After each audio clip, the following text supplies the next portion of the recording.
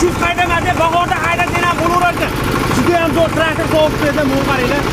Juda ham zo'r ekan. Eng qiziq joyi bu qaranglar, omochilarni zo'rlarni o'rnatsalar ham bo'laverar ekan. O'zlari bemalol legirovka qilib tushirsalar ham bo'laverar ekan, chiqarsalar ham bo'laverar ekan. Buni rasxoti 1 soatiga 800 gram rasxot qilar ekan xolos. Eng zo'r tarafi jentralarda ham yo'q.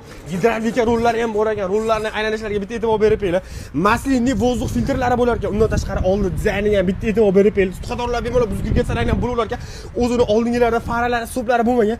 Faralari, so'plari ham bor ekan. Orqasida undan tashqari chiroqlari ham bor ekan. Orqada xuddi bemalol ko'rib ketsalar ham bo'laverar ekan. Aytib o'tganimizdek, xohlagan omochilarni qo'yasizlarmi, boshqa narsa qo'yasizlarmi, aytdi o'zini sekshalari ham bor ekan. Pullar bemalol bosib qo'yib, ish qilsalar ham bo'laverar ekan. Endi palon pulga traktor olishimizga hojat yo'q. Xuddi mana traktorimizni 2300 dollarga xarid qiladigan bo'lsalaring, hamma yo'q ichida chiroyli qilib dastlabki xizmatlarni kelishli holatda qilib berishaverar ekan. Kimga xuddi mana shunaqa sifatli, juda ham zo'r, tutqadorlar kirib ketadigan traktorlar kerak bo'ladigan bo'lsa, pastda nomerlarga chiqib qo'yaverasizlar.